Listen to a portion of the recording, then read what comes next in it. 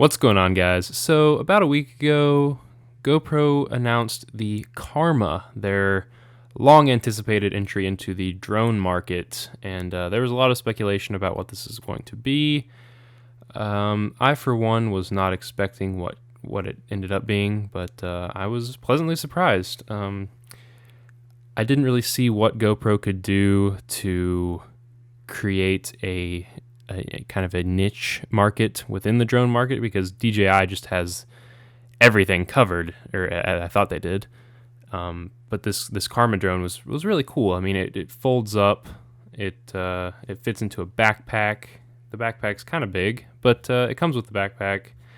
Here you can see it. That's a little ridiculous, but it does fit on in a backpack. So there you go.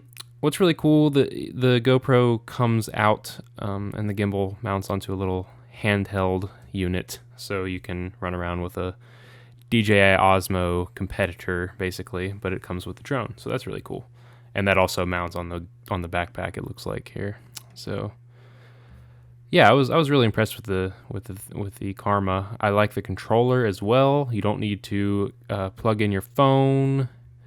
One kind of bummer is that it only has a 1 kilometer range, which is not that great. The battery life, 20 minutes estimated, which is never accurate.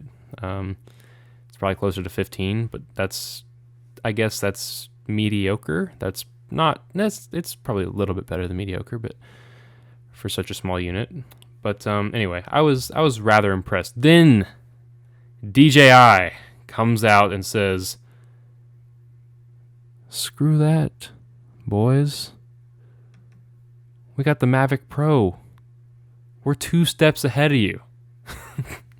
This is almost universally better in every way. There's only one thing I can see that is a downside to this, which is that the camera is not modular or removable. Therefore, it cannot be used in a handheld gimbal. There is no included handheld unit.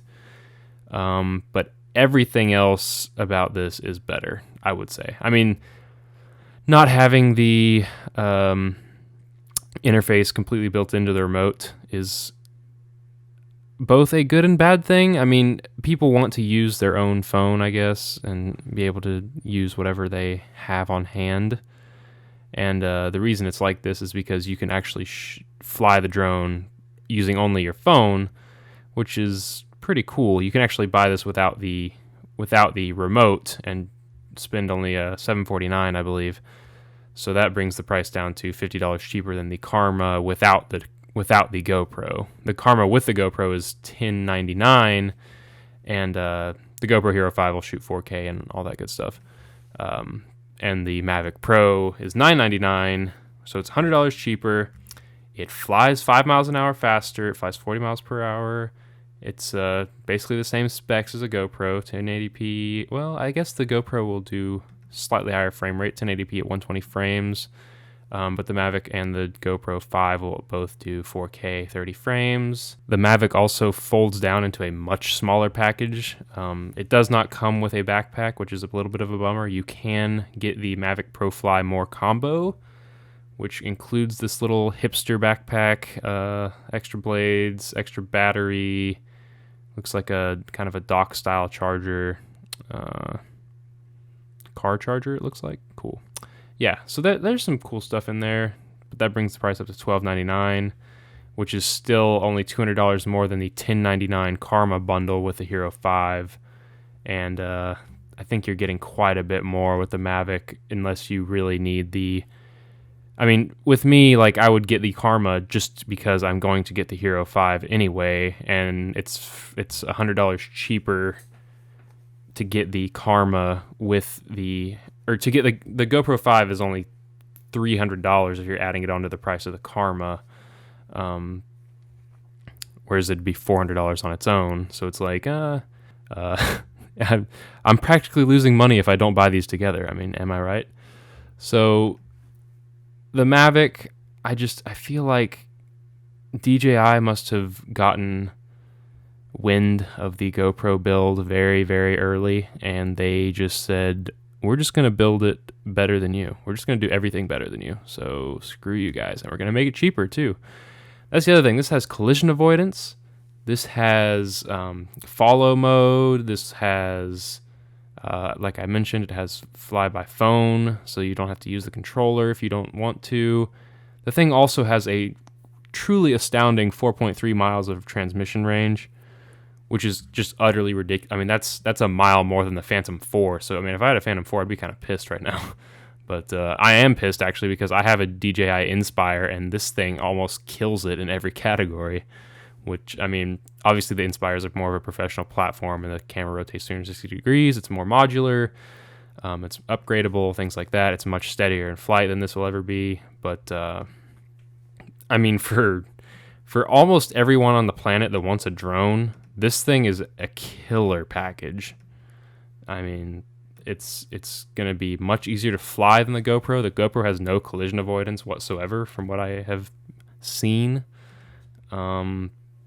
The Phantom 4 has, I mean, DJI's collision avoidance stuff is somewhat tried and true. I know it's not foolproof. Obviously, you can still crash a drone. It is a drone. Just look at Casey Neistat. So I don't see...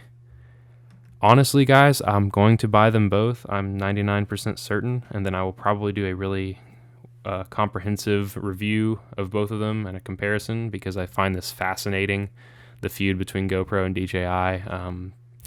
Yeah, I've been to CES and I've been to NAB twice, and just these companies hate each other, I can tell. I mean, from what I've heard, GoPro and DJI have been feuding for quite a while now, and that's why they named the drone Karma, I'm sure, just because they thought, like, oh, look at us, this is karma for not bowing to us, because I think they wanted to buy DJI, and DJI told them to go screw themselves. So GoPro said, okay, well, we'll make our own drone, and it's gonna kick your ass, so it's Karma.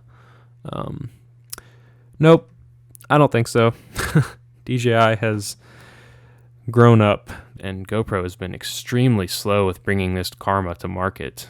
And in my opinion, they look like fools.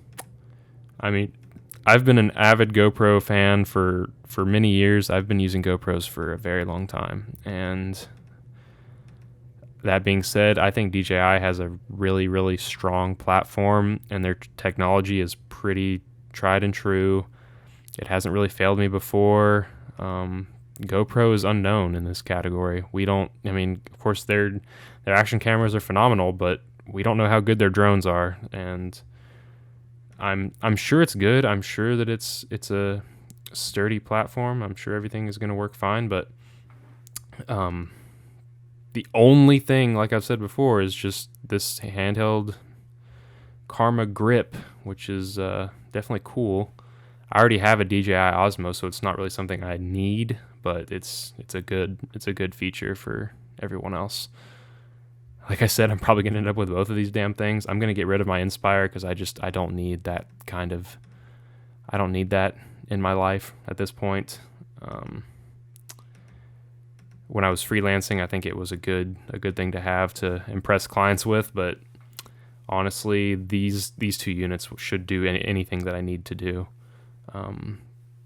If I was on real commercial shoots with, two operators and things like that, the Inspire's worlds better, but these two things for a solo operator are phenomenal. So those are my thoughts, guys. Let me know what you think, or which drone you're going to be buying, if you're going to be buying one. So, God, this backpack does look ridiculous. Anyway, guys, thanks for watching, and I will see you later. Peace.